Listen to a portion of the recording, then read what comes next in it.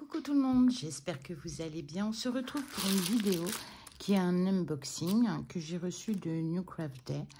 Ce n'est pas dans le cadre d'un partenariat, je l'ai acheté avec mon argent. Je l'avais commandé il y a quelques temps de cela, mais elle était en rupture. Et j'ai eu la surprise de recevoir ce paquet aujourd'hui. Donc on va l'ouvrir ensemble.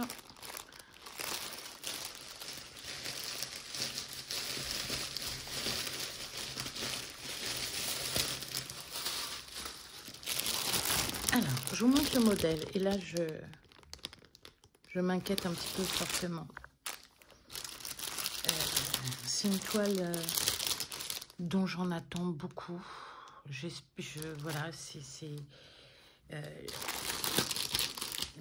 peur que ça commence très mal. Alors, qu'est-ce que... les fils. Alors, j'aime pas quand ils sont en uni...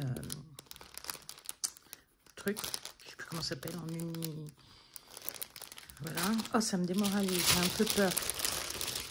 Alors, qu'est-ce qui m'a été fourni? Un petit toolkit avec l'enfil aiguille, le pompon avec 3 et 2, 5 aiguilles à bout doré et un protège-doigt. On va regarder le patron. Donc, ouais, le patron est pas mieux. Donc, il s'agit de Casse-Noisette. C'est un ballet que j'adore. Je l'ai dansé. Alors, c'est drôle que je dise ça parce que quand on me voit maintenant, on ne peut pas imaginer que j'ai pu danser sur Casse-Noisette. Bon, je n'étais pas danseuse étoile non plus. Hein. Je vous invite à lire le livre qui a été écrit par, si ma mémoire est bonne, Offenbach. C'est un conte qui ensuite a été mis en musique par Dostoïevski. Et enfin, des grands noms ont travaillé dessus. Donc, l'histoire Offenbach, la musique oui, bref, vous m'avez comprise. Et l'histoire mise en ballet, c'est je sais plus qui. Alors, qu'est-ce que c'est que Casse-Noisette? En fait, le soir du réveillon, dans une famille de la haute société, Clara reçoit un casse-noisette et elle se prend d'affection pour ce simple casse-noisette, hein, qui est un objet en bois, et on mettait la noix et crac, enfin crac. Et donc voilà, et son petit frère lui casse son casse-noisette, qu'elle ne considère pas comme un outil, mais comme une poupée. Et pendant la nuit, donc quand le réveillon est terminé, les enfants, enfin tout le monde va se coucher, et elle dort avec Casse-Noisette. Et là, Casse-Noisette devient un prince. Il l'emmène dans un pays merveilleux. Il y a la princesse, je ne me rappelle plus. Enfin, c'est très féerique, très imagier, très, très poétique. Et Casse-Noisette tue le roi souris. Enfin, non, mais franchement, lisez le livre à vos enfants. Faites-leur écouter la musique. Je vous mettrai à la fin de la vidéo un extrait des plus connus de ce ballet. Emmenez-les voir le spectacle, c'est très adapté aux enfants. Il y a différentes danses, alors il y a l'oriental, il y a l'asiatique, enfin, c'est magnifique comme ballet. Il y en a un autre aussi pour qui que j'avais adoré, c'était Gisèle. Mais bon, bref, nous, là, pour l'instant, c'est Casse-Noisette. Donc, c'est la version Emini Rikiki. Alors, je m'inquiète, c'est surtout quand je vois les images là. C'est une toile Yushu en 11 CT et puis cette image-là. Bon, le diagramme est relativement clair. On voit les différents personnages. Alors, il faut savoir que Casse-Noisette, c'est toujours lui. C'est celui qui a la petite barbichette blanche. Ça, c'est ces soldats. Je vous montrerai aussi l'image, entre guillemets, comme on me l'a vendue. Je suis un peu... J'en attendais beaucoup. C'est une 126 points sur 126 sur 169.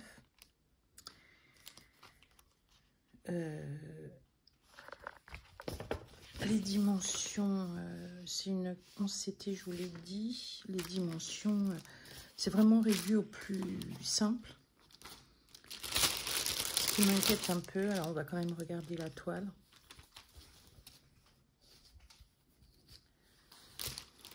Est-ce qu'on reconnaît Casse-Noisette? Ah ben, il est là. Son soldat au tambour, un soldat, un joli nœud. Il a l'air bien imprimé.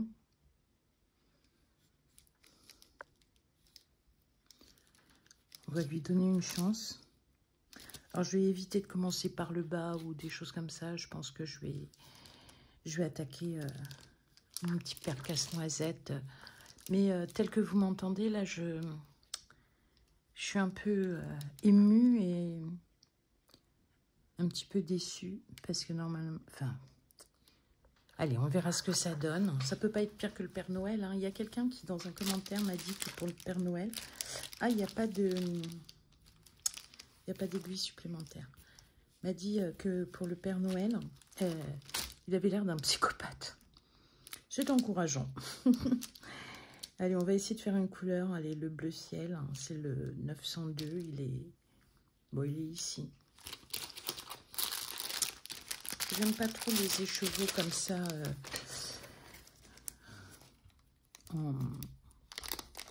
en cartonnette individuelle, pour le dire joliment. J'aime pas trop.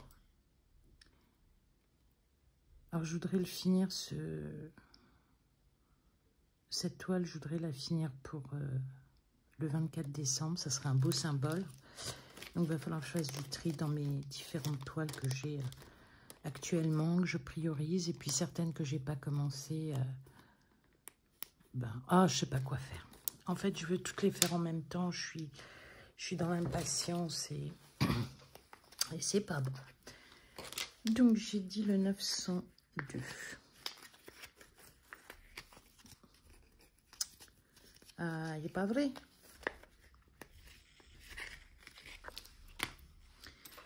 Hop.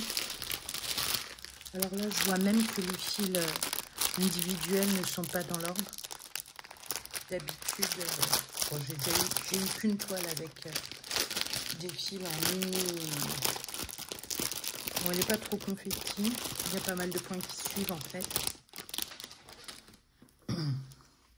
Donc les fils étaient dans l'ordre et là j'ai l'impression que c'est en vrac. Mais il doit y avoir de la demande et je pense pour les anglo-saxons parce que c'est important. Enfin, c'est Casse-Noisette, c'est pouf. Alors le 310, le noir, il y en a pas mal. Donc j'ai dit combien? J'ai dit 902, 921, 905, 891, 700, 700, 700, 700, 700, 600. Ah, c'est plus ou moins trié par 800, 500. Non, c'est pas trié. 413, 300. Je les pointerai. 152, 47, 700.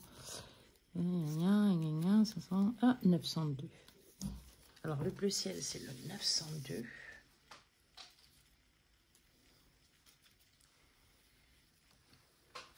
Et c'est un joli... Donc, c'est un très joli prune. C'est une couleur que j'adore. Ça tombe plutôt bien. Le hasard fait bien les choses. Alors... Donc, comme je disais, c'est le bleu ciel. La toile est dure. Bon, elle va se faire. Mais pour l'instant, elle est dure. préparer. Tac.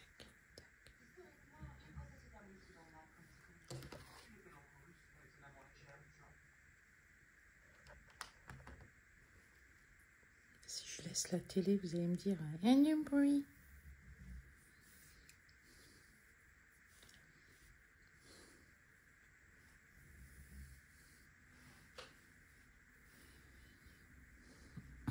Alors c'est vrai que... Hop.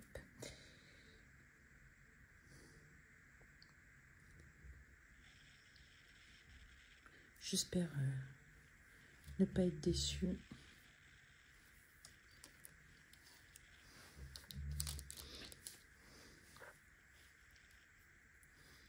Mais c'est vrai qu'entre ce qu'ils m'ont présenté et ce qui...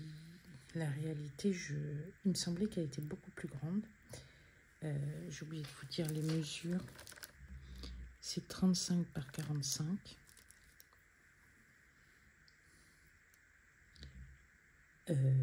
Marge incluse. Hein.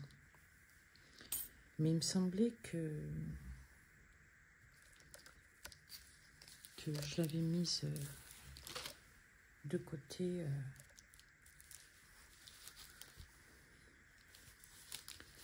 Il me semblait qu'elle était plus grande. Bon, ça va être...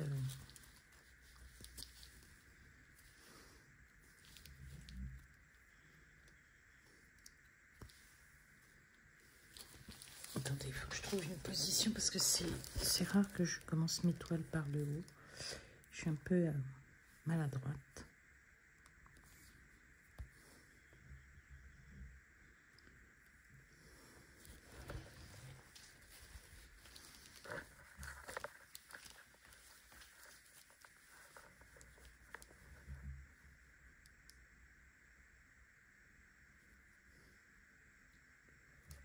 Je commence très fort. Je sens que...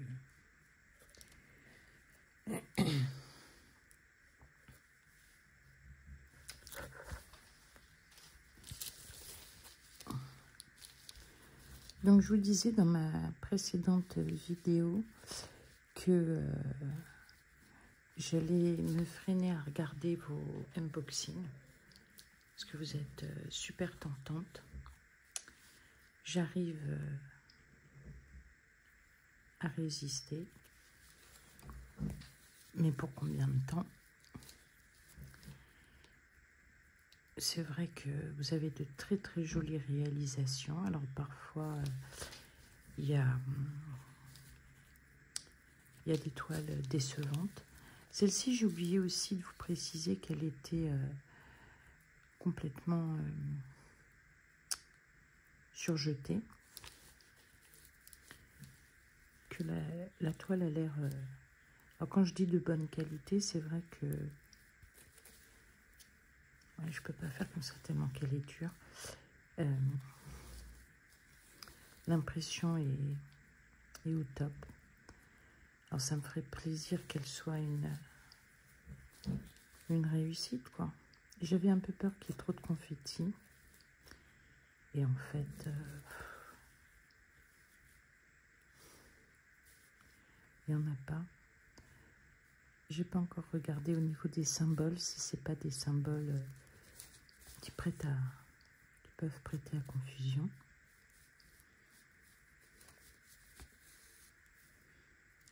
Mais a priori, non.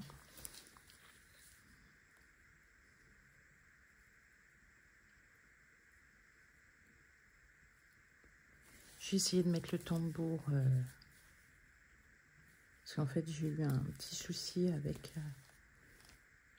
mon stockage. C'est un peu pénible. Et donc, pendant que je réglais le problème de stockage, j'ai essayé de mettre le tambour et en fait la toile est encore trop rigide pour que ça donne quelque chose de bien. Alors vous auriez rigolé, c'est dommage que j'avais ce problème de stockage parce qu'en fait je mettais le tambour à broder et quand je mettais la deuxième partie par-dessus, il ne trouvait rien de moins sympa que de me faire sauter. Alors une fois, deux fois, voilà, il a gagné la bataille.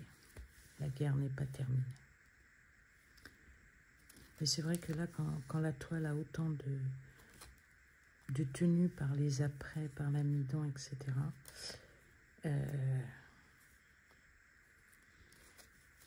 faut que je me rappelle que c'est eux qui gagneront. C'est eux qui gagneront, pas moi. Je vais m'arrêter de parler parce que lors du montage, je vais essayer de vous mettre la musique ou de Casse-Noisette. Alors, je crois que je vous ai dit... je crois que j'ai commis une erreur. C'est Offenbach qui l'a écrite, qui a écrit ces contes.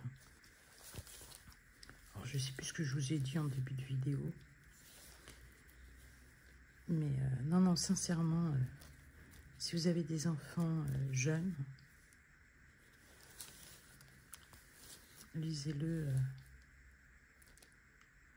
Je réfléchis pour pas tirer.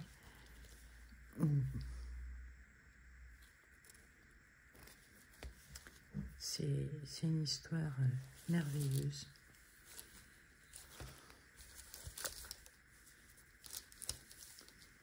Qui fait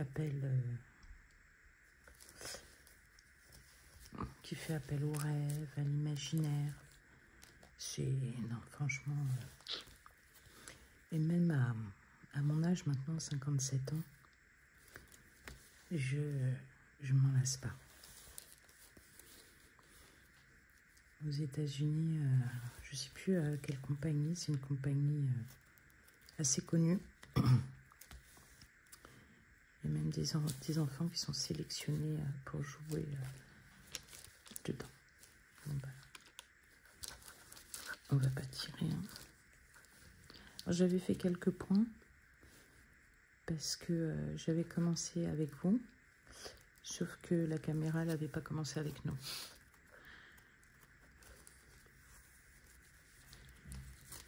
Mais c'est pas grave, l'essentiel c'est que là on passe du temps ensemble. Alors c'est comme toutes mes 11 CT, je la fais en 2 brins. Et vous voyez que ça couvre, hein. On peut pas dire que c'est moche, enfin que c'est pas couvrant.